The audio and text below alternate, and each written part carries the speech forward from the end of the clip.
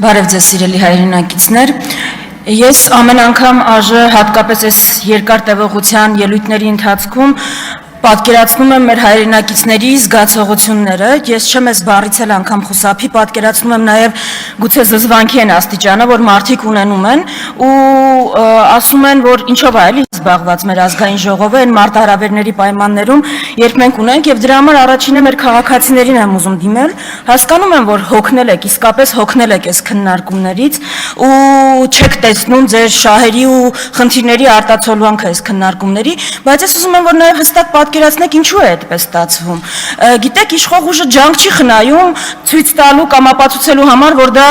իրենք միշտ սուրբ են, չար, վատ, ընդդիմության մեղքն է, որ այդպես է, ծեծկրտուկ լինում է ընդդիմությունն է սադրում, քննարկումների, որ այս որակի են ընդդիմությունն է, բայց ես ուզում եմ, որ այս հարցի պատասխանը դուք փնտրեք մի հատ պարզ արգումենտի մեջ, էլի։ Մի հատ նայեք մինչև 2018 քննարկումները ու ազգային ժողովը, նայեք 18-ից հետո փոխվել է ազգային ժողովում, ընդդիմություններ են փոխվել, բայց քննարկման որակը ոչ միայն չի լավացել, այլ գնալով վատացել է։ Նայեք որտեղ է ԿՊ-ն իշխանություն ու տեսեք ինչ մտնոլորտ է այդտեղ, Երևանի ավականու նիստերը նայեք որտեղ է ոչ ԿՊ-ական իշխանություն, կլինի Կապանում, կլինի Գյումրիում, որտեղ շատ փխրուն կոալիցիա էր, ու տեսեք ընդեղ ոնց է ընթանում։ Ուզում եմ ասել,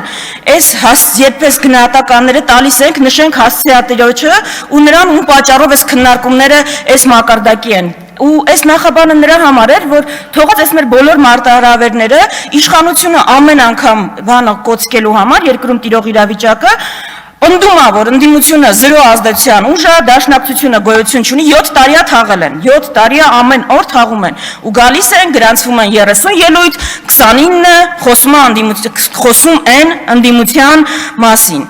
Ես ընդդիմությանը ու դաշնակցությանը մեղադրանքներին կանադառնամ, բայց դրանից առաջ ուզում եմ ասել ինչի է տենց լինում, որովհետև ժողովուրդ ջան, այո, երկրում 37 թվի մթնոլորտ է, հեսա կբացատրեմ, դուք շատ հեգնում եք այդ, ինչ է կատարվում, Ռուբեն Ռուբինյանը ապացուցելու համար իմ պնդմանը, որ ցանկացած ընդդիմադիր համայնքապետ, ով ընտրվում ով ձեր համար խնդիր կալանավորում է, գալիս այս ամբիոնից ցանկ է կարդում ընդդիմադիր համայնքապետերի ու ասում է ում ենք սրանցից հետապնդել։ Առաջինը տալիս է Դավիթ Համբարձումյանի անունը։ Դավիթ Համբարձումյանի, որին 3 վճիռ կայացվեց 6 տարի 3 ամիս կալանավորելու։ Ռուբեն Ռուբինյանի մոտ տպավորությունն է, որ դուք չհետապնդվողների ցանկը չեք կարդացել, հաջորդականությունն եք կարդացել ում եք կալանավորելու։ Այդ ձեր ցանկում քրեական գործեր կան մարդկանց վրա, կապանից սկսած, համայնք եք նշում, որտեղ իշխանությունը բռնի փոխել եք։ Այսինքն, այս է այս մարդկանց չհետապնդելու օրինակը։ Ուզում եք մեկ օրինակով ցույց տամ, որ եկեղեցու դեմ կատարվողը բացառապես քաղաքական արժava անձամբ վեհափառի նկատմամբ։ Դուք մի ձայնագրություն, որտեղ ինչ որ մեկ քահանա նախկին ասում է վեհափառը ինձ ասել է մայրիկիդ վերցրու գնա ցույցի։ Այդ դրվագով դուք քրեական հետապնդում եք, վարույթ եք հարուցել ամենայն հայոց վեհափառի նկատմամբ ու ծաղրում եք եկեղեցւոյն հայտարարությունը, որ չի բան արել, չի անդրադարձել այդ դրվագին, բայց ասում է ձայնագրությունը ապօրինի է։ Ուզում եք մի դրվագով տեսնել որտեղ է, ոնց է երևում, որ դա քաղաքական հետապնդում է։ Իսկ դուք այս մի ձայնագրությունը հիշում եք։ Նիկոլ Փաշինյան, Արթուր Վանեցյան, Սասուն Խաչատրյան հեռախոսազրույցի գաղտնալսման նոր ձայնագրությունը կալանավորել ՀԱՊԿ նախկին գլխավոր քարտուղար Յուրի Խաչատուրովին, թե ոչ խոսակցության առաջին հատվածում վարչապետի պաշտոնակատարն ու ԱԱՑ տնօրենը քննարկում են հարցը, խոսում նաև Ռոբերտ Քոչարյանին կալանավորելու հարցի շուրջ։ Վարչապետ, հիմա նայեք, Խաչատուրովին ուզում ենք տանենք կալանքի։ Խաչատուրովին ուզում ենք տանենք կալանքի, ԱԱՑ-պետը վարչապետին։ Հիմա գիտեք ինչ եղավ այս ձայնագրության հետ։ Չէ, դուք վարույթ չառուցեցիք, որ ուզում ենք Խաչատուրովին կալանքի տանել, ԱԱՑ-պետը Սասուն Խաչատրյան դա քննարկում է։ Վարույթը հարուցվեց, որ ձայնագրությունը եղել է ապօրինի։ Պատկերացնում եք, այտենց ոչ քաղաքական հետապնդում, երբ Փաշինյանին է վերաբերում։ Մի հատ էլ պարզ դրվագ ես ուղղակի կարամ ասեմ, այդ որ շոուով ներխուժում եք, այդ մարդկանց ուզում եք ծեփեք պոլին, չգիտեմ, դռները ջարդում եք, այդ մարդկանց Միքայել Աչապարյանին ծանոթություն ուղարկել եք, որ ներկայանա, ու չի ներկայացել դրա համար եք վեհարան մտել։ Թե ուղղակի ուզում եք այդ շոուն ստանալ, ու ժողովուրդը անընդհատ այդ շոուների առավոտյան պիտի արթնանա այդ շոուների դրվագով։ Էդ է, հասկանում եք, ու ձեր մի քիչ սափրված լինելը, սրտի կանելը ձեզ ոչ ավտորիտար կամ ժողովրդավար չի սարքում, ժողովուրդ։ Այո, ժամանակները զարգացել են, 21-րդ դարն է, գուցե դուք Սադամ Հուսեյնի տեսք չունեք, այո, 37 թվի համեմատ մենք համացանց ունենք, բայց դուք դրանից ավելի ժողովրդավար չեք դարձել։ Էդվարդ Աղաջանյան, հմեկը այլևս մենաշնորհ չունի, մարդը կարա Facebook-յան լայվով, կարճ վիդեոյով իր տեսակետը արտահայտի, դուք դրա հետ բան չեք կարա անեք, բայց դրա համար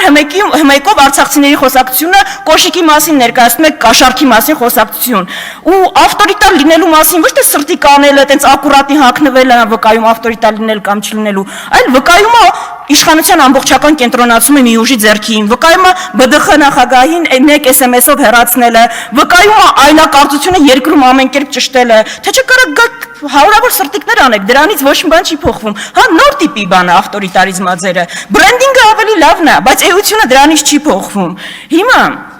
գալով մեղադրանքներին արդեն, գիտեք, այս մեղադրանքներից իսկապես ես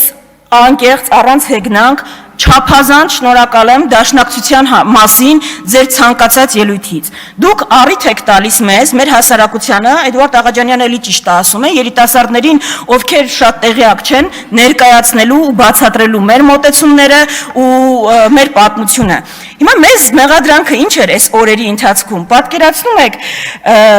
դաշնակցությանը մեղադրում էին 88 թվին Սումգայիթի ջարդերից հետո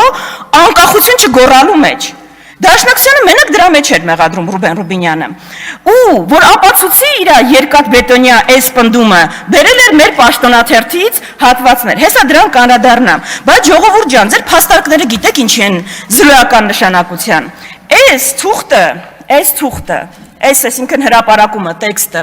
հրապարակել է Արայիկ Հարությունյանը 2019 թվականին իր պաշտոնական էջում, Արայիկ Հարությունյանը այդ ժամանակ ԿԳՄՍ նախարար էր, գիտեք այս ինչ թուղթ է, այս բոլշևիկների կեղծ նամակն է, որ իբր մեր պետության հիմնադիր Արամ Մանուկյանը Անդրանիկ Օզանյանին հանձնել է թուրքերին, ձեր ԿԳՄՍ նախարարը ատելությունից կուրացած, որտեղ մի քանի տասնյակ երիտասարդներ համարձակվել էին իր դեմ ցույց անել, վերցրել է պետության հիմնադրին բոլշևիկյան այդ պրոպագանդայի, վերցրել է իր պաշտոնական էջով հրապարակել, ասել է տեսեք դաշնակցությունը ինչ ուժ է, որ Արամ Մանուկյանը Օզանյանին ուզել է հանձնել թուրքերին։ Ձեր փաստարկները սենց են, ձեր փաստարկները Ռոբերտ Աբաջյանի պապիկի այդ մակարդակի են, հասկանում եք, դրա համար են, բոլորը նույնն են, 004, չգիտեմ, դաշնակցության մեղադրանք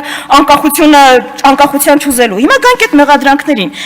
Դուք ինչ վերցրել եք, որով մեղադրում եք, մեզ ուզում եք մեղադրեք, ինչ կլինի։ Մեր պաշտոնաթերթերից եք վերցրել, հասկանում եք։ Մենք դա հրապարակել ենք, մենք ենք դա հրապարակել։ Ռուբեն Ռուբինյան, եթե ձեր մոտ Civic-ում հրապարակված ամեն ինչ ձեր պաշտոնական տեսակետն է, մեր մոտ տենց չի։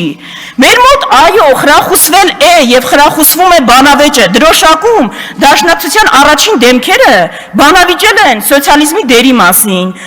բանավիճել են ազգայնականության դերի մասին, ու հրապարակային են բանավիճել, ու դաշնակցության հորդորով են բանավիճել, ու դա է մեր ու ձեր տարբերությունը, մենք դա խրախուսել ենք, ու պաշտոնաթերթով տպել ենք, դուք կարաք Էդիկ Հովհաննիսյանից ավելի վիճահարույց պնդումներ բերեք, բայց դա բանավեճ ա եղել, որը ձեր մոտ չկա, որը ձեր մոտ ամեն անգամ ավարտվում է նրանով, որ ով ձեր հետ համաձայն չի, հայտնվում այնտեղ, հասկանում եք, դուք մեզ չեք ներում, ձեր հակապատկերը լինելու համար, այդ է ընդհանրապես խնդիրը,